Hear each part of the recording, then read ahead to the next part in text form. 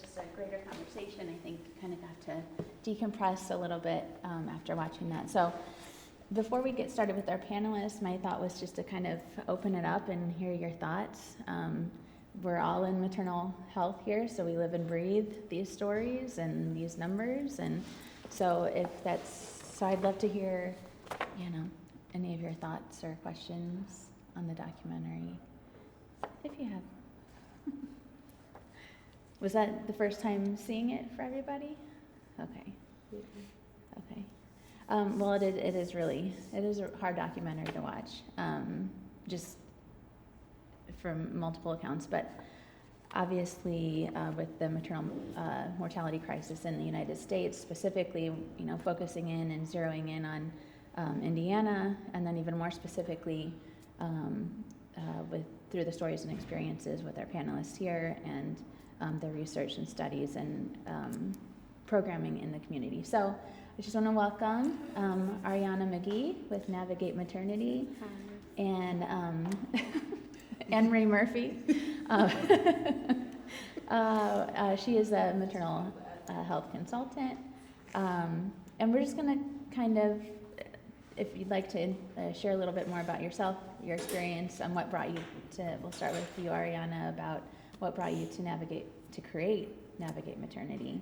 Yeah, no, for sure. So to give a little bit of background about Navigate, so we have a remote patient monitoring system for care teams to be able to proactively and remotely monitor patients' biometric data, social determinants of health data, and mental health scoring so that we can intervene before a catastrophic event takes place. I started Navigate back in 2020. So I am the mom of 4 babies under the age of 6. So my husband and I, we have a 5-year-old, a 3-year-old, a 2-year-old, and an almost 1-year-old. So it's a little crazy around my house, to say the least. And during COVID, actually, we were pregnant with our 3rd child, and I was a high-risk mom. I'd had 2 prior C-sections. And all of my extra touches went to telehealth, which were Zoom calls. And I looked at my husband, I said, if something was wrong, they would never know, right? They weren't touching me, there was no data. And that was my first clue, there was this major gap. Well, fast forward, my husband was in residency out in Colorado. He matched for fellowship back here in our home state. He's born and raised from Fort Wayne. I'm born and raised in Gary. And he said, okay, we're ready to move back. And we knew we wanted more kiddos. We started doing research on the rates, and we found out that our state was ranked number 3 in the nation for prenatal and postpartum death. I found out, then went down the rabbit hole, found out that our nation was ranked 55th in the world, that we had the worst prenatal postpartum death rate of any high resource nation globally, and that Black women like myself were dying 3 to 4 times that national average. So I thought to myself, I said, okay, I'm sitting at the highest tier of risk, and I'm going back to my home state that I love dearly, but it's one of the worst places in the entire world to have a child. What do I do? And I started Navigate. Fast forward, I moved here, and 11 months ago, I almost died right here at DuPont Hospital. I got this very tired on-call doctor who tried to send me home, despite me being a high-risk mom, despite, looking at my chart, knowing I shouldn't go home, knowing that I was in the throes of labor. And it took my mom, myself, to advocate for her to do something, and thank God we did, because when they took me back to the operating room, I had a huge uterine window. My uterus was so thin, it looked like a water balloon about to burst. So had I gone home, had I not had my mom there, had all these things not lined up the way that they did, I would have died, and my daughter would have died also. And, I started Navigate, but I was still, doing my corporate gig, and I said, you know what? I looked at my husband once again with that same look. I said, I can't do it. I've got to do Navigate full time. And I've been full time with our business. So, that's my story, and that's the story of Navigate. And I'm Anne-Marie Murphy, and I've worked in and around maternal and fetal health for, my gosh, I started doing math on this. I was like, over 25 years. But I own a home health care agency that service predominantly the southeast side of Fort Wayne, with a predominantly Medicaid population. And I did it because no one was doing the type of care that needed to be done. It was any warm body syndrome. It was whoever was available and however. So you had no consistency, no reliability. So we had lots of people who were home on bed rest that we were providing services to.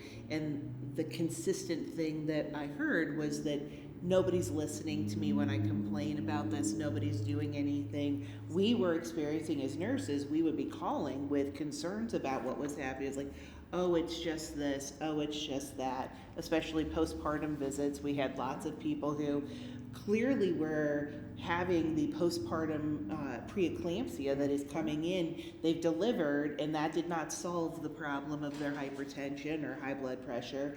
They were having problems that proceeded to go on, and consistently is like, rest, drink some water, take a shower, lay down. And so there was a constant uptick in this. And then I started looking at the dynamics. Like I've always been working with implicit bias.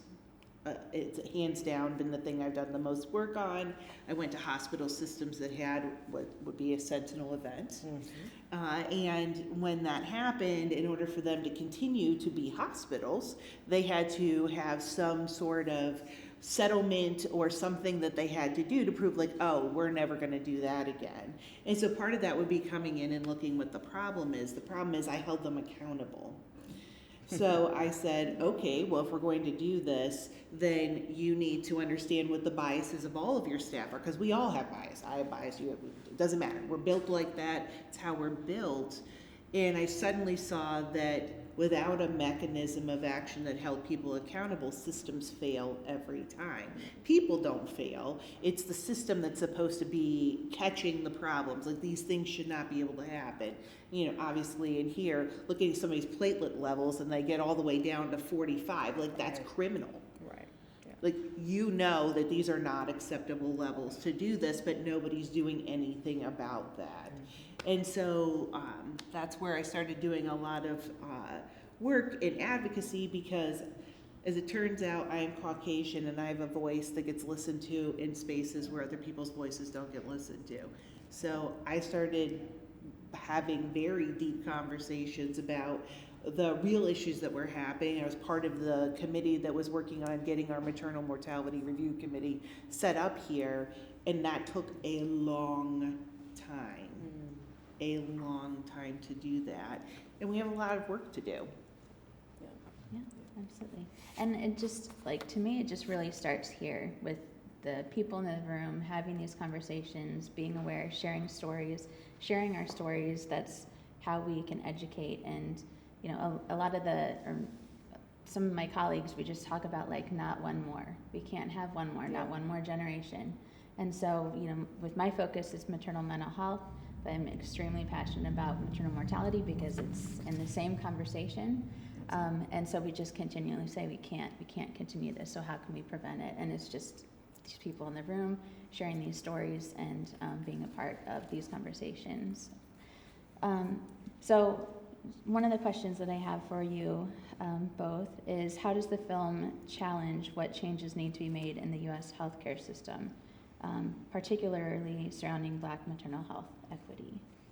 Do you want to start? Yeah, that's fine. You know, I think that the film brings up a lot of, it sheds a light on a lot of the issues, I think, especially as Black mothers, we've known to be the problem. I think one of the things that especially kind of sheds a light or challenges the notion is our thoughts around the OBGYN, our thoughts around traditional medicine. Look, now, I think that the way the medicine is set up, we've got to include all of these different types of care teams, right? But I think that's the point. We have to get back on some level to our roots, where, you know, we did have women helping to birth babies and helping women to bring life into the world. There's a certain art to it, and in many ways, we lost it. I mean, I think they do a great job of walking us along that fine line of almost a correlation of, you see these rates getting worse, at the same time, while women are being pushed out, especially Black women are being pushed out of being midwives, right? I think licensure was one of the things that it was detrimental to the outcomes for Black women, because once states start to say you must be a licensed midwife, all of these women that had expertise that had been passed down for generations, coming even through the transatlantic slave trade, they were completely pushed out. And now that art is now lost, and now we're suffering the consequences of it. So I think that's a huge way in what Aftershock, it really gives you a lot of context around the problem. I think a lot of times, I don't think people understand why we lost Black midwives. Yeah. I think the words that people don't like to talk about, like systemic racism Right. and Yeah. all of the things that go into the Jim Crow laws, Yeah. and there's a whole multitude of things that go into this. But the way that the systems were built for healthcare were built to exclude, not to include, whether that was nurses, doctors, midwives, doulas, all the things that directly affect maternal mortality and morbidity. I mean, I know we look at the big picture of people die, and that is a tragic thing, but the number of morbidity, the near misses are astronomically larger. If you look at the number that actually go into the mortality piece, it is a drop in the bucket for the really close, near miss, many times debilitating things that transpire. Even in my own practice, I have seen people that have had strokes that have completely and totally devastated their lives. They didn't die because of the malpractice that happened, but their lives are forever changed in that. And that's part of the conversation we don't like to talk about, is the number of times that it came this close to something happening. And you're more likely to and I've witnessed this just in my own life, insurance payer, location, race. There's a whole lot of things that play into healthcare and how it's delivered. And the outcomes. Yeah, well, and the outcomes are the obvious piece that comes out of that. Underfunded, defunded, not resourced hospitals are going to have worse outcomes because they literally do not have the capacity to do that, and they tend to be understaffed and over-patiented. So you have someone who could not possibly take care of 10, 12, 13 individuals are routinely responsible for taking care of 10, 12, 13 individuals. Right. So I think looking at the reasons why we don't have people in healthcare, someone needs to look at the outcomes that went along with that. The part that this touches on just a little bit is the systemic movement of trying to get Black midwives or birth workers, however you want to call it, out of providing this, because there was a narrative that was directly attributable to systemic racism, that they were unclean, they had worse outcomes, and all of the things that go along with that. That's a narrative that created a dynamic that we live with today. Yeah, no, it is. And I actually even take it a step further. You know, one of the things that it touches on it, but it could go further. One of the things you can also kind of correlate with is that back in the day, midwives were part of your community. They knew you. They knew your family. They went to church with your family. They took care of you. Really what this comes down to, they took care of you a different way because they weren't afraid of you. They listened to you, and they believed you, and they tried to give you the best care. That has gone away, right? The erosion of that role, however that role was, but even now it has gone away. Whether it's a family practice doc, whether it's, having, more Black docs that come from your community, all that is gone. And I think all of that has contributed to the outcomes, right? And then to piggyback off of something that you said, I think is so key, is we're talking about the death, but the morbidity is, to your point, astronomical. And it's about capturing the process. It's just not, did a mom, like for instance, even with myself, that outcome on paper looked fine, right? I lived, baby lived, all is really well, right? But it wasn't well, right? There was a patient almost died. If one thing changed, you would have had 2 patients dead. And so it's about now capturing the process, right? It's about what are the steps that were taken, and do these steps actually equal a positive outcome? That's up for debate. You guys are actually answering my questions before I have them. So I'm going to need you to slow down. I believe we could both go for a Right. long time. We only have a short amount of time.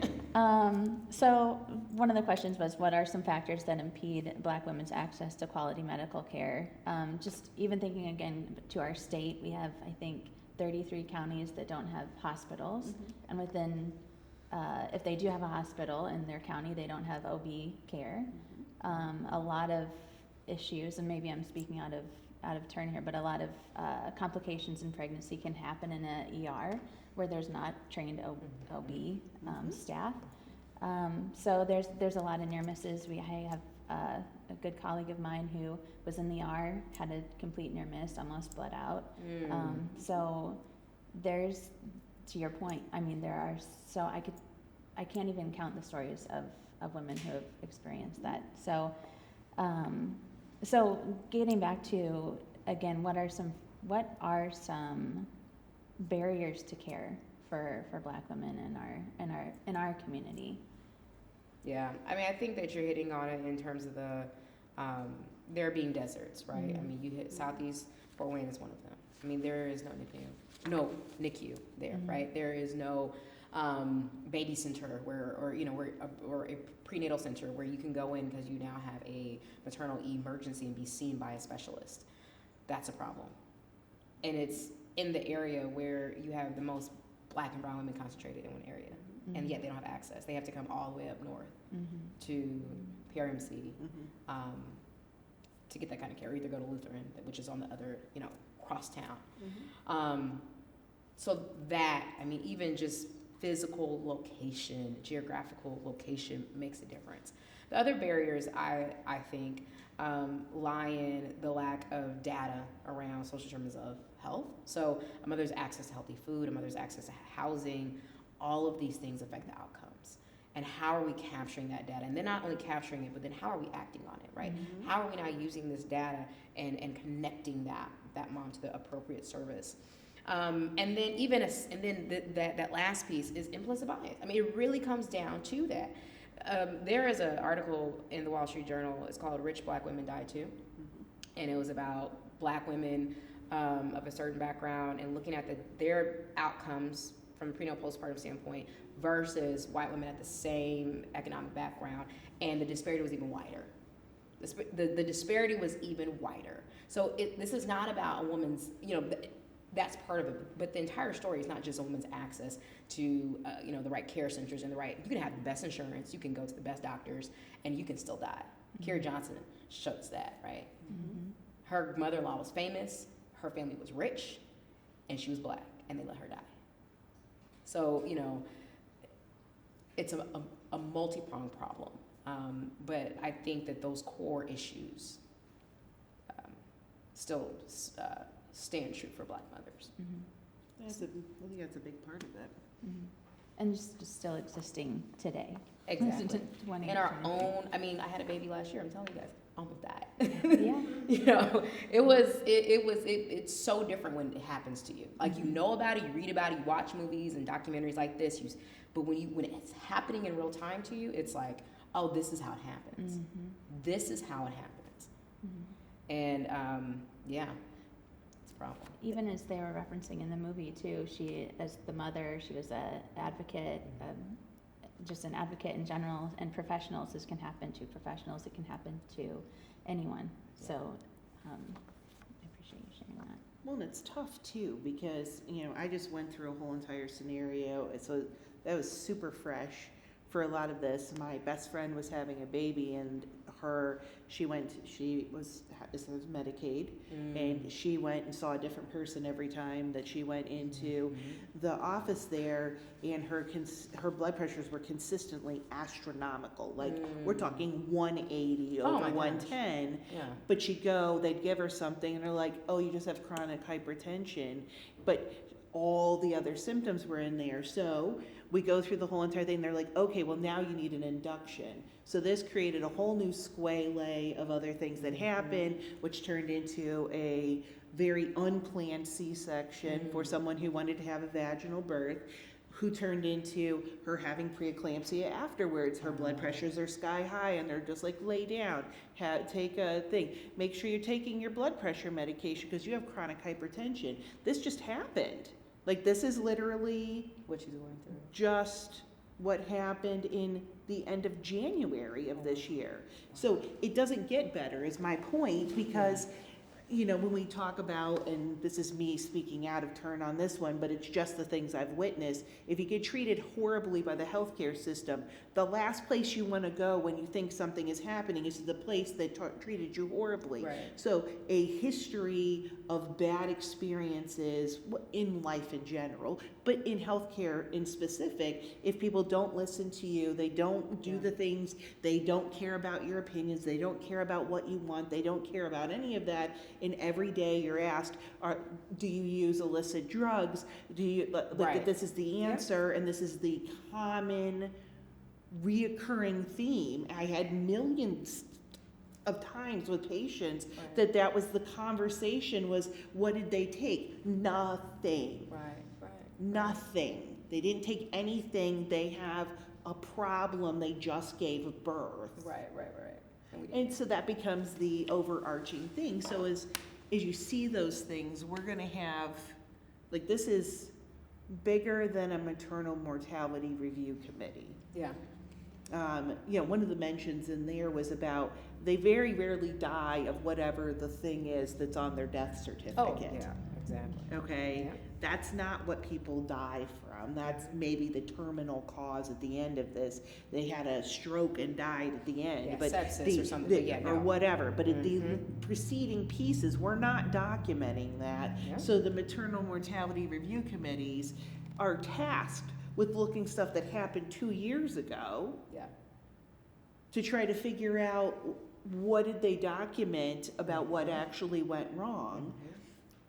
And the thing is, nobody wants to self-report their error, right? No, of course not. Nobody, Of course not, yeah. we penalize people. You make an honest human mistake, and Right. we take criminals. We've done that twice in the past year. We've had national cases where they've taken nurses I saw that that. made mistakes. Some of them egregious. But the same thing is the system should save you from being able to do egregious things. But there is no system Yeah. that says when this happens, you have to do this. It doesn't mean they don't exist. Let's be honest. California and AIM have had standards for how you should be treating all kinds of things. But they look predominantly at hemorrhage, and there's a million other problems that are happening Yeah. along the way here that we're just not catching. Yeah. No. And how important, I mean, this is just common sense, but the importance of your family advocating for you and supporting you. Oh, I think it's absolutely key. I mean, without question, if my mom had not been there that night, I don't know what would have happened. To your point, I had several run-ins in Fort Wayne with going to the hospital and not being heard and having to argue people down. You have to think I had my first 3 children in Denver, Colorado, which frankly I had a completely different experience. For the most part, I had a very positive experience, and it was really naive to how things were kind of, running here. I come here, I've had, several things happen that frankly weren't necessarily outside the normal, that have things that have happened in my previous pregnancies, but I was treated completely different. And because of that, when, I went into labor 2 days prior to my C-section, I didn't want to go. My mom had to force me because I was like, I don't want to go. They're going to send me home. They're not going to listen. It's going to be the same thing all over again. I will tough it out at home. I'm going to be seen in 2 days. I'm getting the baby out in 2 days. I don't want to deal with it. But, thank God my mom was there, who made me then go. And then just what I thought was going to happen happened. And even worse, where this woman was like, I will call security on you. That's what she told. I will call security on you all. You cannot stay here. You've got to go. And again, and then, so yes, you've got to have someone there. If it's a friend, if it's your mom, if it's whoever, your partner, doula, yes, doula, yes. Have that advocate there with you. Have that advocate, because you're so vulnerable. You're in such a vulnerable state. I mean, you're trying to bring life into the world. Your body is you're feeling heavy. Your body is starting to, contract. You just don't feel good, and you need someone to be there. Well, even, just going back to historical, like, you were never meant to give birth alone. Like, that was Right. never Never. the intention. You were never meant to be a mother alone, come into motherhood alone. Mhm. So just the importance of having somebody there who does hear you and who can understand and advocate for you is important. These women who passed did have their support systems there trying to advocate for them. And that's, something I do want to kind of touch on is how important is, the male allyship contributing to, addressing maternal mortality. Yeah, I mean, I think it's absolutely key. I mean, my husband's here tonight, so he's Hello. out. But yeah, I think that's absolutely imperative also. My husband was in fellowship, so that's the only reason why he wasn't with me right when I went in to labor that last time, but he was with me all 3 other times. He's there, and he advocates for me. He definitely stands in the gap. Because like I said, you feel so vulnerable. Like either you're going through labor, even if you're going in for your scheduled C-section, you're about to have your whole body cut open. And that is scary. When you're in having surgery, for instance, was it my third? I'm sorry, y'all, I've had too many kids. I think the third C-section, the anesthesia wasn't quite right. Long story short, I was like, wait, I can feel stuff. I was like, I'm not feeling good. And my husband was like, something's wrong, listen to her, something's wrong. He was in the OR like, no, you're gonna listen to her. And you need that because, again, that should not be a mom's role. A mom's role should be focusing on bringing that baby into this world, period. She shouldn't have to fight to do that. A lot of, I love hearing, it's just a really horrible feeling because I love hearing you guys talk, but I hate what we're talking about, what we have to be talking about. But a lot of what I feel about these conversations is just opening the eyes of how the human foundation of giving birth, the most natural thing that could ever be possible is how deconstructed it is and deconnected it is, and how, we're trying from a grassroots perspective, because I don't know on a systematic level how much and how quickly that's changing, but I think the most important thing we can do is from this grassroots level understand that this is a serious problem, especially I've again heard stories from women of the treatment that they've received in our hospitals, and you have these issues, you can have these issues anywhere, but when you're a woman and you're giving birth and it's the most vulnerable time. I'm a mother of 4, so Four club. we're in the 4 club, but it's something that I think the community really needs to understand is a major problem. That is something that we need to kind of to be addressed, and that's there's wonderful nurses, there's wonderful doctors in the community, and so we're not just bashing everyone here, but there is a change that needs to be happening as well. So I suppose we kind of addressed it, but I'll say it again because maybe we'll take a different spin on it. How can we support families and pregnant women during pregnancy, postpartum, during that period, and specifically because it is Black Maternal Health Week? How can we really rein in that focus for our Black moms in the community? Yeah, no, for sure. So, I think part of it is figuring out who are the folks that are there right now, because there are people there doing the work. Mm-hmm. Who are they, and how can we support them? How can we support the people who are doing the work, who've been doing the work? Whether it's working with you, whether it's working with Healthy Moms and Babies, whether it's working with, we've had deep discussions recently with Parkview, how can we really address this problem? And not, the symptoms of it, but the core of it. Because that's where you're gonna see the real payoff of actually addressing the problem. I think it goes back to those core issues. Otherwise, we're just, we can make baskets and we can have raffles and all that is wonderful, right? There's a place for that. But Black mothers want real change. We want to see real change at its core. And that is an upheaving, right? That is a turning the system on its head and being real about what's going on. And it's going to be tough work, but I think we're getting to the point where we no longer can ignore the problem. The problem is becoming so blaring that we've got to do something now. Yeah. I think about this stuff on a regular basis. Like, this is just part of who I am. And no, I had not watched this before. I very purposely did not watch it knowing that we were doing this because I wanted to have that heavy on my heart. Because it's heavy, yeah.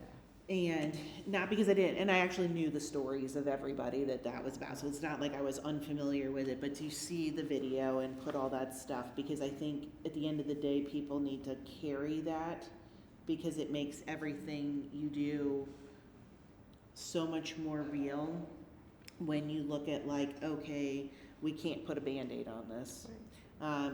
And this is a overgeneralization, but healthcare in general, like symptom management versus root, like let's get to the root of the problem. And not everybody's like this, but I think one of the fundamental core things is we need more Black providers. Oh, yeah. So that's a core number one Agreed. thing, because someone with a similar lived experience is always going to have a better concept of what is transpiring in that setup. And so part of the thing that helps this out is figuring out how do we support getting more Black and brown providers. I think those are things that are harder to do in some instances and just plain easier because it's just supporting that activity. That one piece will have a ripple effect because understanding lived experience means understanding the trauma that being Black in America is. Because we can't discount that. When I was in nursing school, which was a hot minute ago, but let's be honest, it was not that long ago. I'm 48, not 148. So when I was in nursing school, they were still training individuals that there was a genetic reason why Black individuals had hypertension.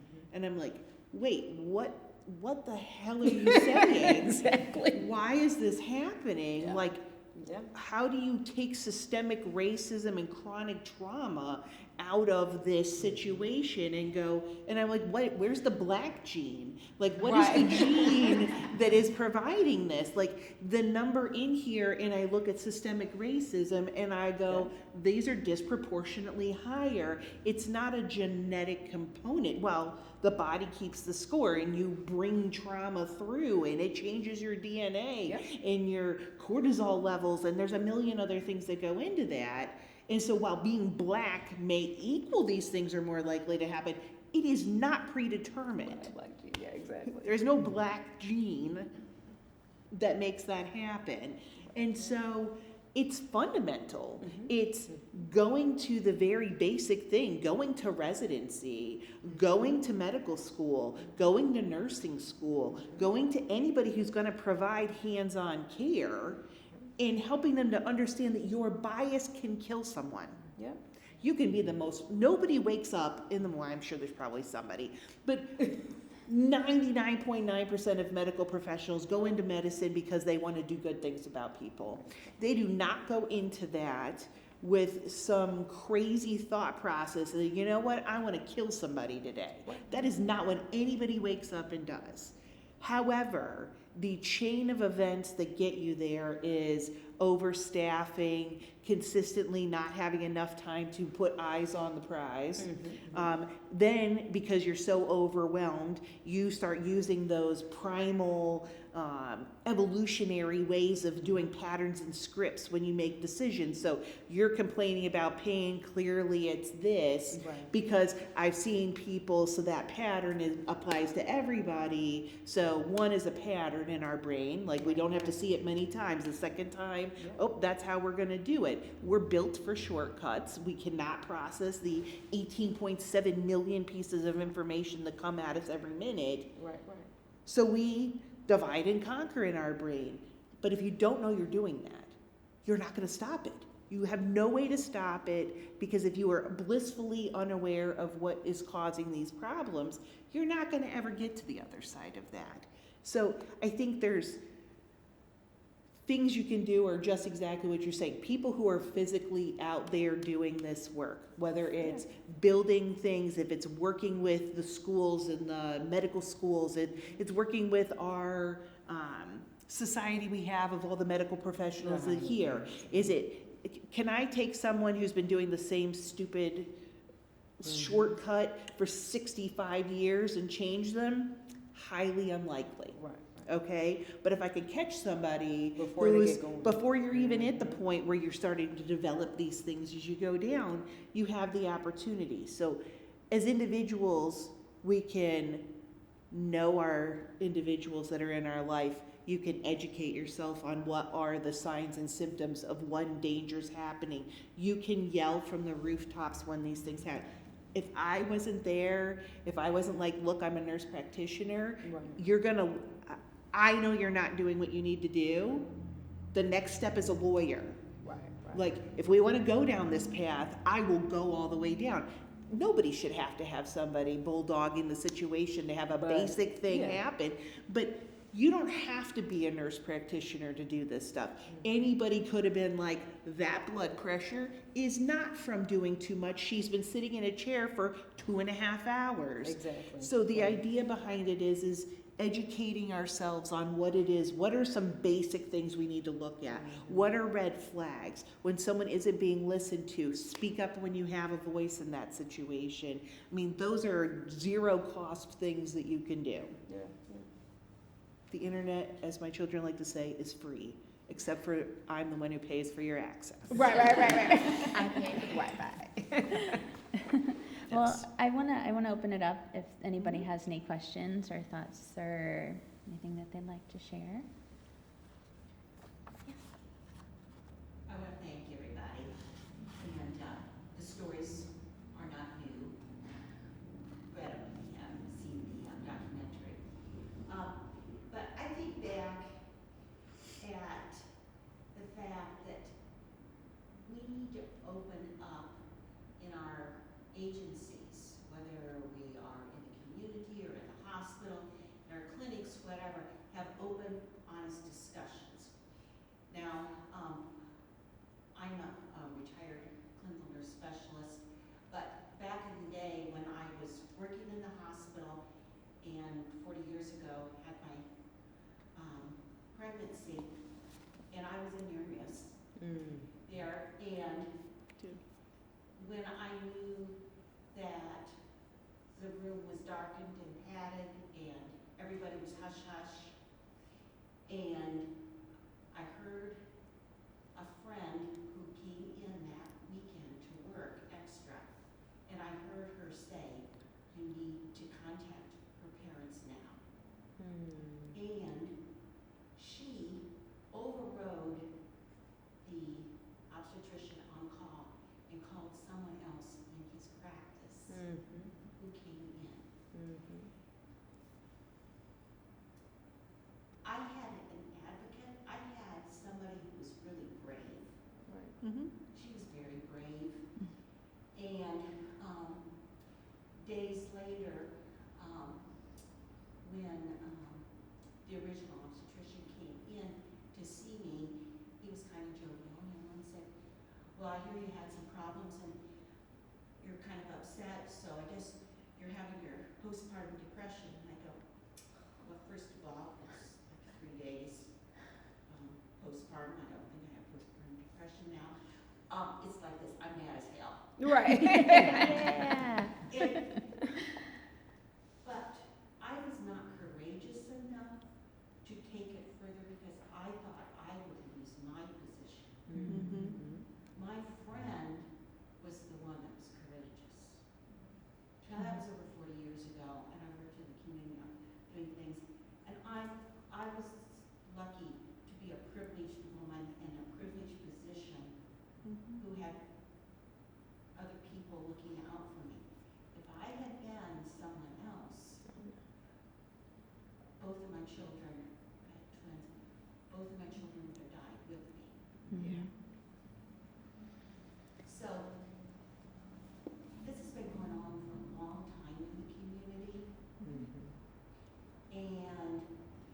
have highly rated hospitals.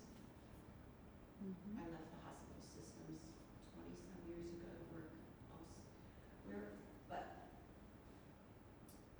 it's time for people to stand up with courage, and not just small groups. I mean, I expected this room to be packed like it was a couple weeks ago, you know? Mhm. Well, Yeah. right. Okay, so we had a good Mhm. Yeah. crew, right? Why not tonight? I was Mhm. like, got here, and I was Yeah. like, what the hell's going on around Yeah.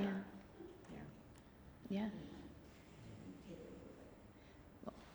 Well, I mean, thank you for sharing your story and the fact that this is 40 years ago. I mean, obviously, this has been a continuing problem, but you're right. We need to speak up. We need to have these conversations. I wish we could yell this from the rooftop. You know, I know last year this documentary was shown. We're showing it again. We can, you know, until people start listening, it's just important to keep having these conversations. I mean, this is just a week to raise awareness, but this happens every single day for women. I mean, and also, can we just raise our hand if we had a near miss? Yeah. So it's way, way, way more common than you think, and the impact of a near miss or any trauma in the hospital impacts the way that the mom cares for a baby, impacts the way that that baby develops. This is not just about the mom. This is about our children, our families, and it goes on and on and on. So these conversations should happen every night. What are you guys doing tomorrow? I know. It's really the women who really need to be speaking up, and they speak up by changing providers a lot of times before baby's born. But they get in that situation and they try to speak up, and they get ignored. Mhm. Even, and I was in a situation with one of my clients, well, I was helping another doula friend with one of her clients, and we asked over and over continuously for the squat bar. She was ignored. Asked the doctor, I asked the doctor, asked the nurse, well, it's somewhere around here. Nobody wrote the squat bar. I should have gone out and found it. And she ended up with a C-section for many reasons, but it was just a joke. Mhm. She wasn't ready to practice pushing. She wasn't ready to do what the doctor wanted her to do. And I said, hey, can she just rest a while and wait? Nope. I mean, you have to insist Mhm. or you get ignored. Mhm. And that's also a tough one too, because I look at it from a different lens because I witnessed this, but if you would have yelled at somebody, Oh, yeah. World War III would have ensued. Trust me. So, and I know that you're familiar, that I know you, Yes. I get that you get that, but you know, for part of me, I'm terrified for Black and brown women. Oh, yeah. Because I know what it was like. My friend was white, Yeah. okay? And everything, like, I had to be an asshole to get that to happen. Yeah. And I didn't have to worry about what was going to happen at the end of the day there. I didn't have to worry about whatever Yeah. retaliation, whatever thing was Security going to getting called happen. on you. Right. I mean, because They were never I gonna- wasn't even raising my voice, and we were already threatened with security. Right, so you're getting that. Meanwhile, she's getting taken back into there and they're doing it because I'm like, you are doing But this. there is retaliation in Right. both cases. Mhm. Yeah. Like, they can stonewall the Mhm. whole birth process. Right. Right. And so the, Depending on the provider and right, so, but I look at it like the exact same thing can happen and there will be nothing that will happen Yeah. in this situation and everything is going to happen. Yeah, and it's in gonna that. hit the fan. Yeah, and so, and that definitely is a piece, I mean, that's a huge piece of it, right? Especially if you're focusing on Black mothers, right? And Right. some of the barriers of why some Black mothers are like, I'm not gonna speak up. I'm not gonna argue with you, because if I say something, it's gonna come across like I'm an angry Black woman and you're all of a sudden nervous by what I'm saying. Like, I've now somehow threatened you, and I'm not threatening you. I'm just very clear on what I need. Well, you're on what I advocating want. for yourself. Exactly, yeah, but the perception can be very different. Oh, yeah. Have you guys been hearing more about fawning, the concept of fawning? And I wish I had the article or whatever, but when someone gets in that situation under the care of medical personnel in a strange place, they just kind of shrink. Mhm. and just do Well, I the think it's BS. terrifying. Yeah. Like, Oh, things yeah. are happening to you that you They feel go you have in no ready to control. advocate for themselves, but it's like a switch when you get in there and you just can't. Oh, yeah. And I for think sure. COVID ruined a lot of things for a lot of people, right? Right. Even up until recently, like had very strong restrictions on how many people could be with Right. you in the Couldn't have birth people. room. Right. Like during the height of the pandemic, Yeah. there was a lot of things that happened. But January, I had to fight for the doula to also be in the room with us when she was laboring for that. I know there's some places that they don't even want a doula on like the floor, or they've like said you cannot bring a doula on like the floor, which I think is crazy too, because once again you're taking away women's ability to have an advocate, especially in that moment, because just what we're talking about, you're so vulnerable. You don't, to your point, maybe you're like I'm gonna let them know, like no, it's gonna go like this, and then you get there and you're like, oh, actually, I don't really feel comfortable. I don't feel confident. And then let them throw in a little clinical language, and you're like, oh, okay, they must be the expert. And then you shrink. That has to stop, right? And again, right now we're trying to empower mothers to be able to advocate for themselves. But the reality of it is that onus should not lie on the mother. Nope. That should not be the mother's responsibility to have a baby, labor, and like, come on, it's like it's too much. So on some level, that accountability has to go elsewhere. Period.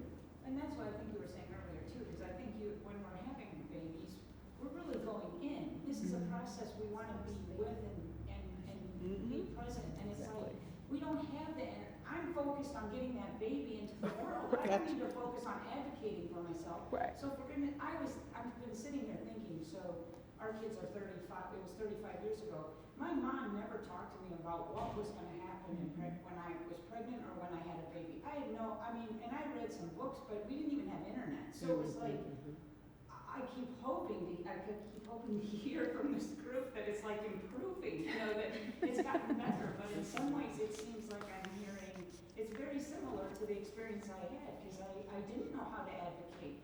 Exactly what you said, the white coats came in, they started saying, oh, you need Pitocin and you need this much, and I was like, okay, go for it.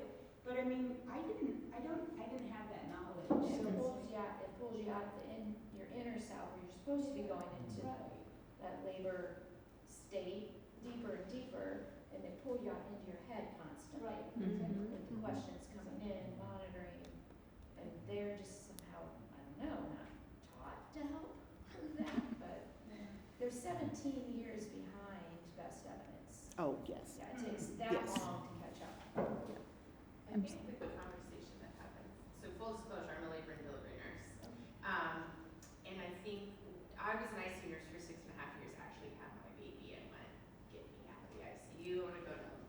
I want to help moms, I want to help mothers in ways that I saw. I was underhelped during my pregnancy and stories I heard it. Moms I had met within my ICU, unfortunately. But I think there's a portion of this that they talked about a little bit, which you just mentioned, probably pushing, moving on, and it's this quickness. It's not allowing for labor space, and that even occurs within being pregnant. Those conversations with your doctor. I ended up leaving my OB and moving to midwives when I was 35 weeks pregnant, and had already had an admission into the hospital for what was considered preterm labor. And she had been on vacation for weeks, so I already knew in my appointments that I was going to be seeing midwives for a week during that time. And when she got back from vacation, I was expecting her to enter the room and see me after my admission to the hospital and talk to me about my higher heart rate and these weird contractions that were making me dizzy, not dilating me, but I'm still symptomatic, and I was gestation diabetic. Like, I had a lot of things compounding. And the assistant came in and was like, your blood pressure's good, your protein is good, okay, you can go. And I was like, well, I have questions for the doctor. I'm like, doctor.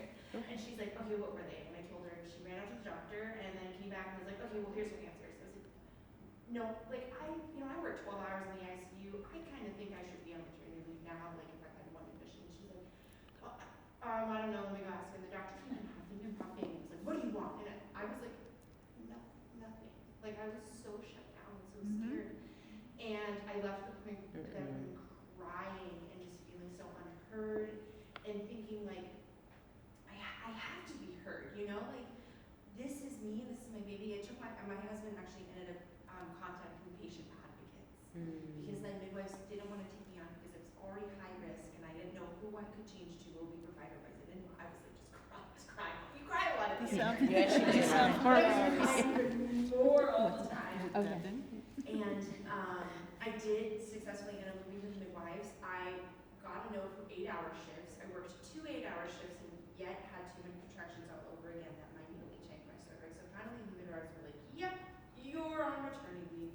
Yeah. But in that space, this induction idea that we induce moms a lot, which sometimes is medical necessity, sometimes Yep. a lot of the time it's not. It's not. Mhm. I got But induced my we first time, it was don't allow horrible. them space and time in the office, in the triage room for their concerns, their complaints, in their birthing room for when they're saying, this is uncomfortable, I'm having this pain here, I need relief this way. There's just so much quickness to it. And I had a mom actually the other night who was in labor and I was supporting her and I was like, I don't know. And they were like, we know her baby's gonna be big, I think we're gonna do a C-section.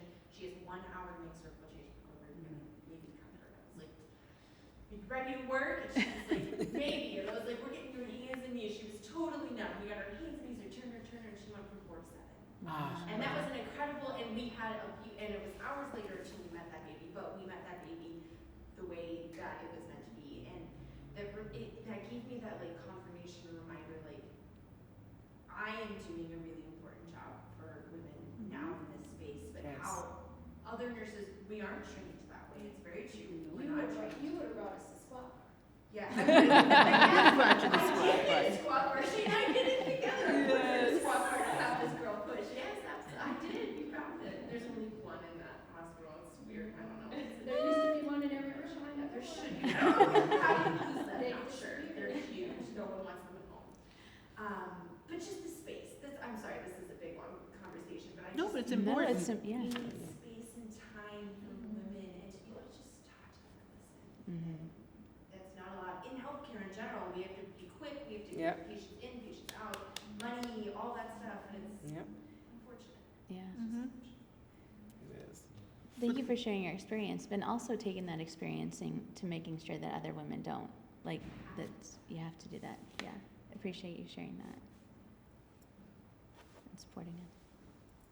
Also, I will say, just as another nursing point too, I always encourage patients and family members to ask a million questions. Ask Mhm. questions about everything they're doing, see what they're doing and why, and a lot of times I feel like nursing is a task list and you have to get these things done by a certain point. You have to make sure you dot your I's and cross your T's, and that's what we're, as nurses, you're expected to make sure that you're following protocols and that you're doing what you're supposed to.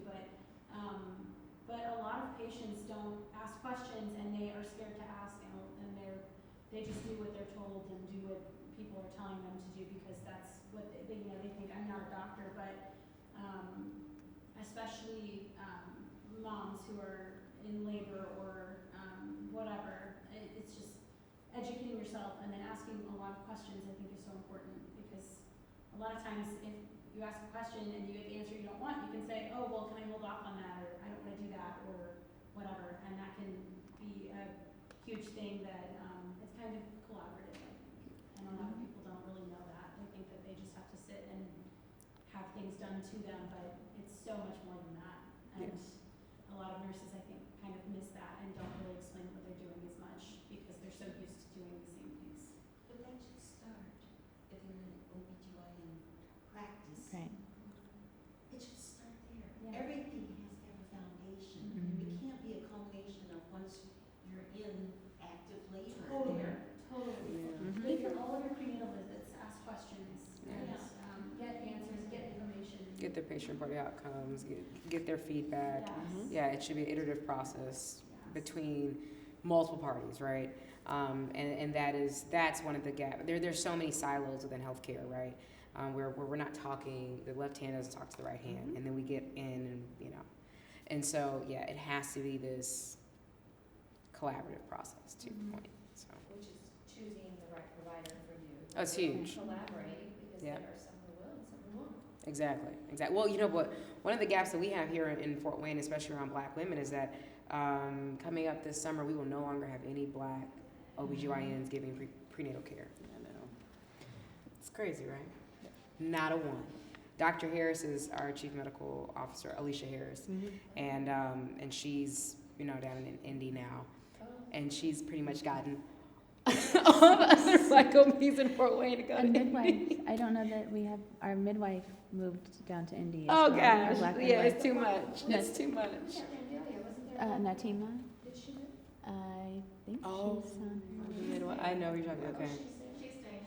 Oh, she decided to say, okay, good. Awesome, thank So, you. okay, we now have one practitioner.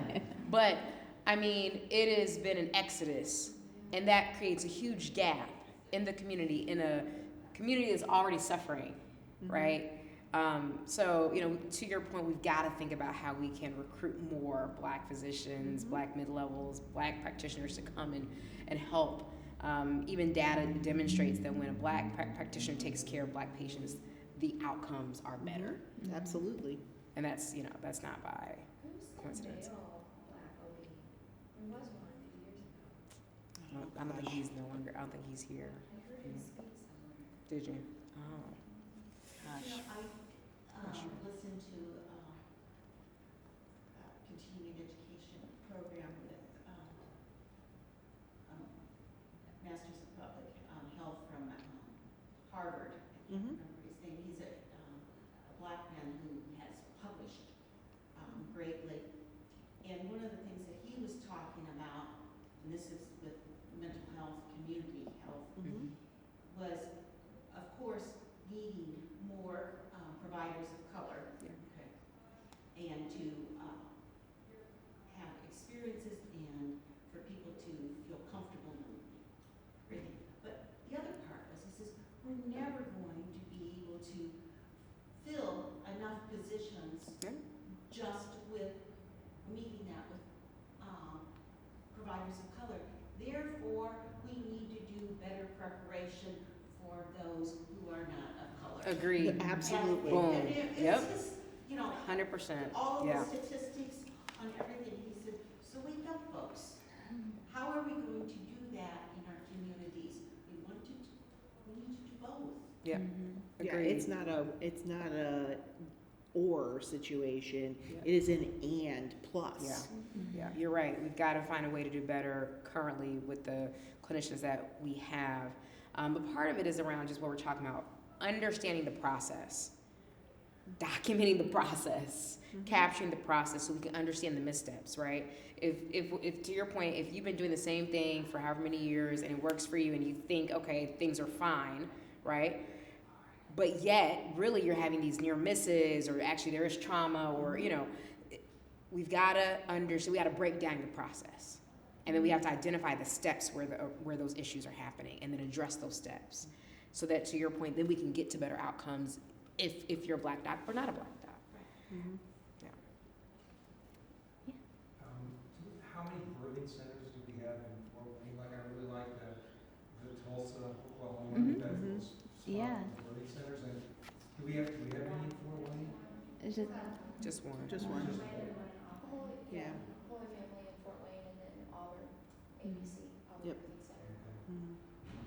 Yeah, because it was very, I just liked that whole scene, that whole thing they described about the birthing center and how they did birth with that mom and how they worked with her. The thing was really kind of touching for me. So I was at the birth of both of our sons, and the skin-on-skin contact right after birth, with the mom was so important.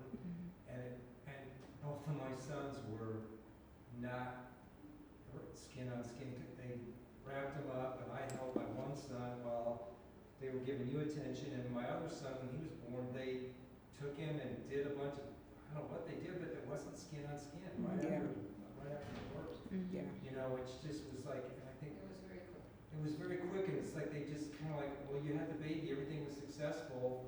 Now we're going to do our thing with your baby, and neither one of us really got much chance with either one of our sons. I felt like it was. In fact, I left the hospital when our second son was born because I go, well, this is in the control of the nurses. They've taken my son and I Wow. don't have any, I'm not needed, Mm-hmm. you know?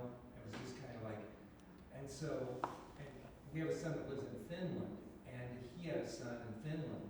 And Oh my gosh, gosh. all about the skin. Well, I mean, oh my gosh. I was gonna say it in heaven, like, I mean. My son was having his son on his chest for hours upon hours. Oh, yeah.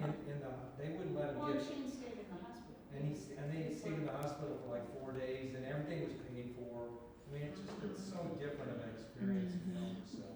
So we have a lot of things that are broken. Like, let's be honest, okay? Like, Too much information about my experience. No, but no, no, no, no, but that no. is what we want. That's important. No, It's so important. It's Yes. so true. I mean, Yeah. you're hitting on something that is one of the key differences I noticed from coming from Denver to here. In Denver, I had C-sections, but they still let us put the baby on my chest, and we got a chance to do skin to skin, and they encourage that. When I came here, and I had an amazing doctor, I had to no, we want to do skin to skin. Yeah. And my husband actually, he was a texter. He was like, no, like we want to do skin to skin right after the baby is born, because that you're right. It's such an important bonding moment, and it's not something that's standard of care here, and it should be. It should be. Because it's standard of care in lots of In places. lots of places. Yeah. Just In Finland, it's like part of their culture. Right. almost. Yes. It's like that's who they are as a people. Mhm. Like we, Mhm. and they do a lot of things with kids differently than we do in the Yeah. U.S. But they care about their kids. Mhm. Yeah. It's That's one system at a time here. One system at a time. We have a lot of things we trying to can solve the work world, on. right? That's tomorrow night. Remember, we're coming back tomorrow night. Yes. Well, I truly appreciate you sharing that. That's so important for everybody to hear. It is. It's just like stories change. We change the narrative that way, and we change conversations that way. So thank you. I know we could be here all night. Mhm. I truly love all the input and feedback, and thank you, ladies, for being here to share your experience and your knowledge on, our whole broken, beautiful, ugly system. I don't know what to Hey, call it. the thing is, we have places we can go with this. Yeah. Like, this is not, don't want anybody to walk out of here thinking as this is insurmountable, because it is not. Right. It's gonna take a concerted effort. It's gonna be baby steps. It's gonna be multifactorial. We're gonna have to come at this from a lot of different ways, and it's gonna take a lot of people. It's gonna take a lot of people who have a voice saying it over and over and over again. Mhm. That's really that's the simple thing, is speaking this to enough people where enough people recognize it. The first time I heard anybody ever talk about Black maternal mortality was after Serena. Mm-hmm. Yeah. And that broke She me changed a in a lot. special place, because Black women have been dying for a really long time. Mm. It should not take someone famous nearly dying Right. for that to happen. Yeah. But that story started a conversation. And every time we have a conversation, we're bringing somebody else hopefully along to understand this. When I first started talking about maternal mortality, people looked at me like I had 3 heads. Mm-hmm. They're like, we have great outcomes. I was like, we do? Right. Because the problem is, people are myopic. If it's not my patient, not my problem, not my thing, it doesn't exist. Right. So how many kids are born in the state of Indiana, and we have 832 casualties, right? Yes. Yeah. That's still 832 people who 84.2% of them Yeah. were completely preventable. Exactly. Oof.